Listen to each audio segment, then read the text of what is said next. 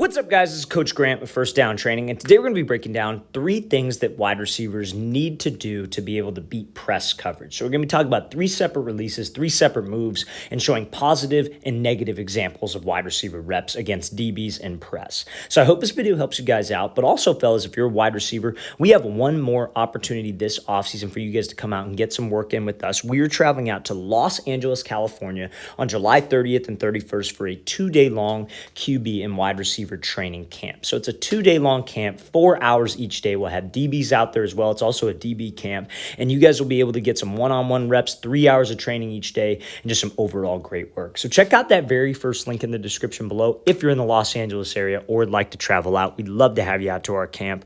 Let's get started with this video. So this first release here is going to be called a wide step release. So some of you might have heard of this before, but the one key on any release is that you have to be able to threaten a DB vertically.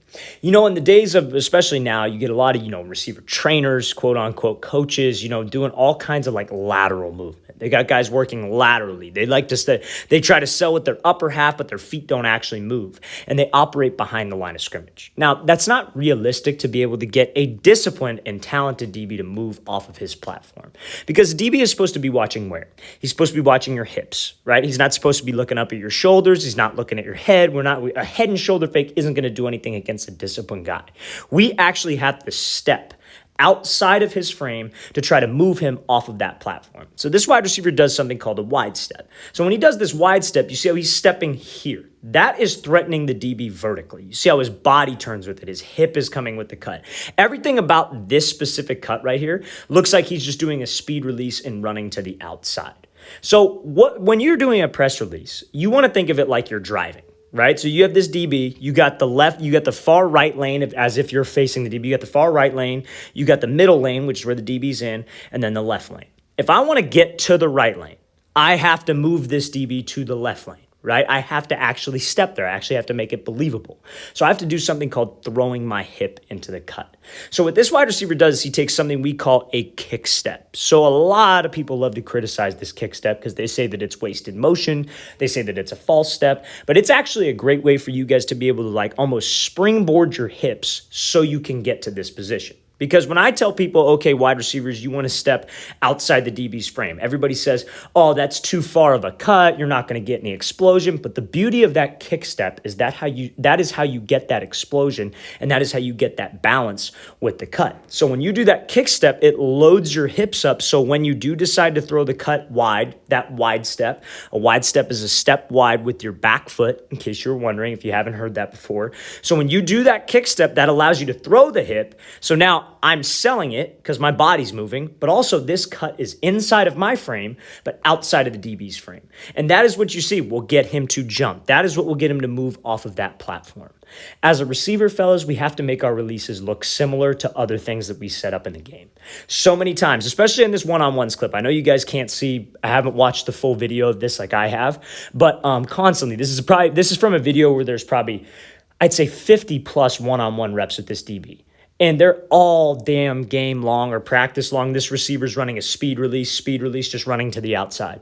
So that's what we got to make it look like. I have to make it look like a speed release. I'm running to the outside and that foot catches me, because when you could step there and your body sells it, you bring your hip, we have explosion, balance, and we're selling the route. So if you guys want to get more separation against press, focus on being outside the DB's frame and bringing the body with you. Let's play this thing again, full speed one more time. Great job by that wide receiver, throwing that wide step and then being able to win on that slant route. Okay, so now we're going to talk about a different release here. This is going to be like a dive release. And one of the common mistakes wide receivers will make, honestly, at the top of the route too, but mainly off the line when they're doing a release like this. So let's play this thing full speed. So this wide receiver ends up getting jammed pretty good off the line. Not much separation. Ball gets knocked down. And that's a kind of a rough rep for him, right? So when he comes off of here, he's trying to set up something. He's trying to do like a little move outside and then do a dive release. So a dive release is something where you're trying to get this DB to think that you're running a drag, maybe running a slant, something where you're trying to cross his face. So we're trying to cross his face now, dive to the inside essentially, get him to flip his hips open so we could slip back outside. This is like the opposite of a diamond release. Some of you guys have maybe heard of a diamond release. Maybe it's from me talking about it, or maybe it's from somebody else. But a diamond release is when you take 3 steps to this DB's outside shoulder on like a 45. You try to get him to flip his hips and open so you could slip underneath and run a slant. So it's the same thing, but opposite. You're just diving, you're doing that diamond release to the inside now, if you will, to get him to bite so you could slip outside. Now, when we do this, it is very, very important that you guys actually run and actually take full strides. Because while the DB is watching your hips, he is also trying to read your speed, your stride, how fast you're coming off the ball. So when he comes off the line, he gives this quick move. When he goes to the inside, watch how much ground he gains. We're on this yard line. He doesn't really move that far. And you see where he's moving very lateral. Now, this is what's not going to get us open. This is what's going to get a DB to sit and expect us to move to the outside because we're not selling the route. This is no different than, think of it like this, because this is a simpler way to think of it. Let's say you have to run a comeback route, and this is like 15 yards.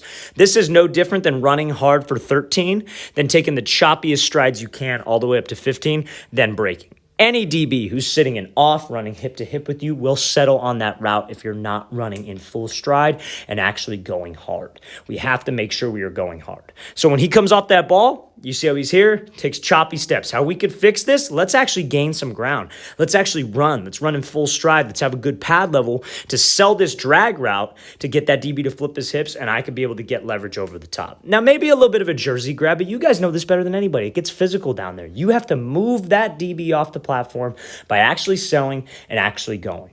He will not bite if he does not feel threatened. So with that wide step, with this dive release, you have to threaten him vertically, whether that's vertically across his face or vertically to the outside. Let's play this thing again full speed, then we'll talk about one more crossover release here from Kyle Phillips, and then we'll be good to go on this video, fellas. So fellas, dive release, diamond release, anything where we have to run. You got to make sure we are keeping that stride. Do not chop the steps. Football is not a game played with choppy steps.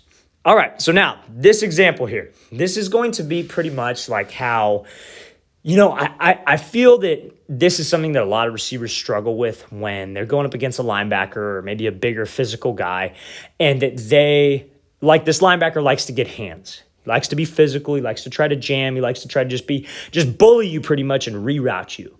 So let's play this thing full speed, then we'll break it down. So he comes at him, gets a crossover, and then is able to get space on this slant. So whenever we got a DB sitting in coverage like this, we saw this. We were just in Salt Lake City for a QB and wide receiver camp, one of our camps that we do. And we had a DB out there, right? Kind of a bigger physical linebacker type guy who likes to sit and just get hands and try to just bully guys and shove them to the ground pretty much, right? And so a couple guys were struggling at first, right? They would try to just run around him. They would kind of attack his leverage, then go. But they were getting just rerouted, completely jammed to the sideline. The play would get called dead because the DB was pretty physical. But the thing is, when you got a physical guy and you're maybe not the biggest guy, you got to use range, quickness, and spacing. Well, that's essentially what I mean by range and spacing to your advantage. So you see when Kyle Phillips goes and runs this route, he doesn't come up to this DB and get right into his cushion. He keeps about a 2-yard gap from him. So if you guys got a DB who's sitting patiently and he's off and you have to run a route, close the space, but don't close too much space, especially if you're a smaller guy, because now it's just essentially like it's press coverage. If he's sitting off 3 to 4 yards, you have to close distance, but not too much distance. Close space to where there's somewhat of a gap. So when I do decide to throw this crossover, when I do decide to throw this move, I have some space, but I could still step outside the frame. Upper body sells the route, and that's what can get him to jump, and that's what could get me space to the inside. But fellas, don't be afraid to run at these guys. What a lot of people were doing, like I said, in that example of that real physical guy, they would run up at him, then they'd try to take off on the slant. They would never threaten him outside. They'd never step outside his frame. They would stem, and then they'd take off and run. This guy will get hands every single damn time. You have to make sure we attack, close space, and then let's threaten him. Let's play this thing again, full speed one more time. Great job by Phillips working that crossover, stepping outside the frame, and getting that DB to jump out wide.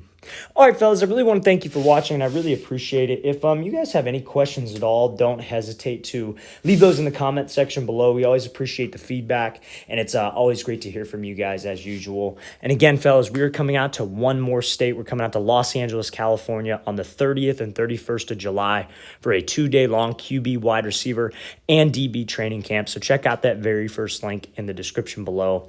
I'll see you guys next time.